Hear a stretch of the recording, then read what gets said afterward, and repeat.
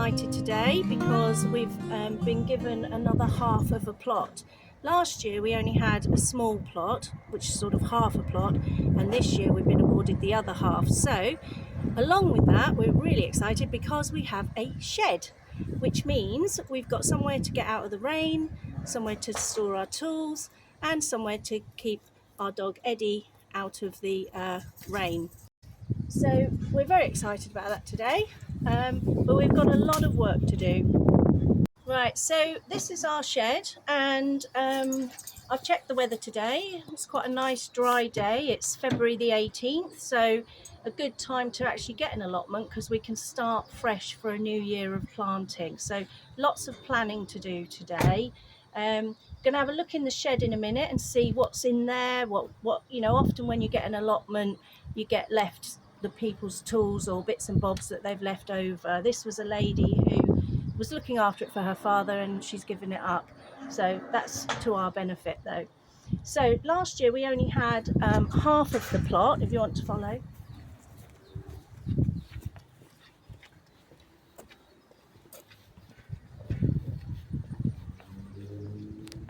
So this half here was really what we had.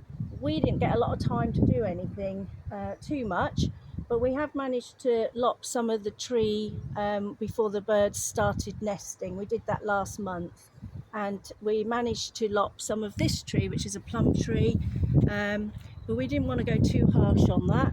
And today, our plan today is to lop some of the last tree there just to allow some sunshine to get in, because it was a bit of a shady plot. This plot wasn't great, so couldn't grow a huge amount last year. The soil's not the best, but we'll come to all that later.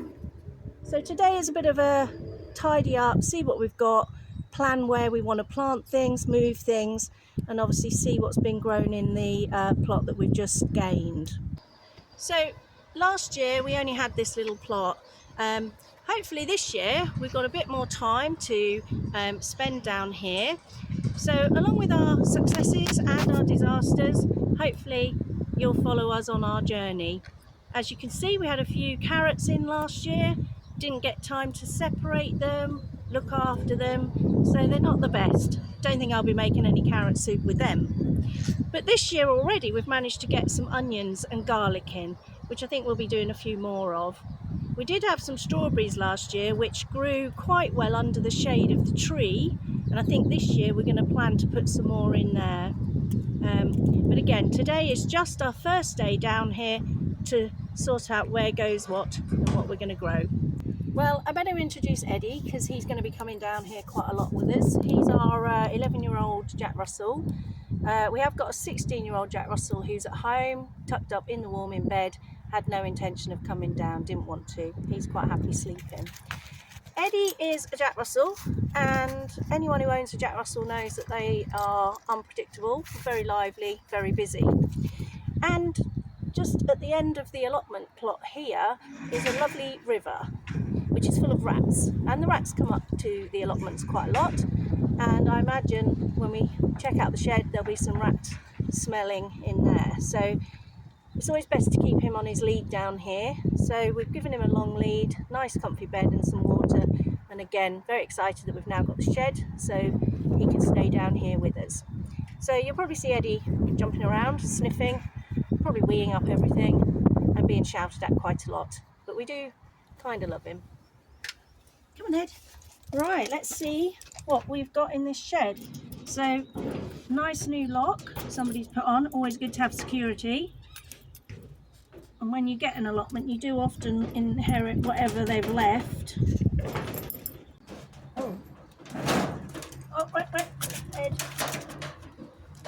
There we go. That smells good. All right then, Ed, let's see what we got. Okay, let's see. Oh, right. As I thought, not the cleanest. Needs a bit of tidy up. Well, general standard of the shed. Yes, it smells lovely, doesn't it, Ed? What's in there? Does it smell good? Eddie's going to hunt out. If any rats come out, I will scream, I tell you now. Ugh. Always good to have maybe some wellies on in case there's some rats.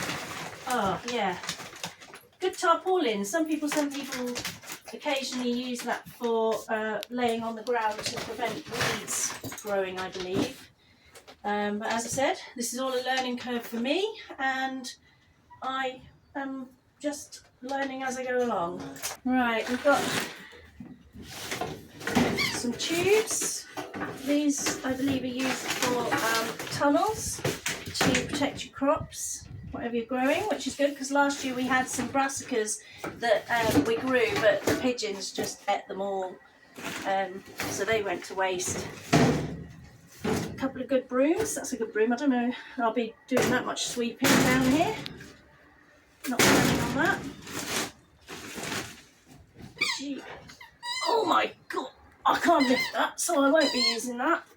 I'll get my husband to do something with that, I think. That looks handy. Don't know why yet, but it looks handy. Definitely a hoe. And the other thing is to say, if it's not broke, don't fix it or replace it, because I'm not going to go out and buy a new hoe if we've got one that's that works. Decent rake, decent fork, that's excellent. And a few other bits and bobs down there that I'm not sure yet, but might come in handy.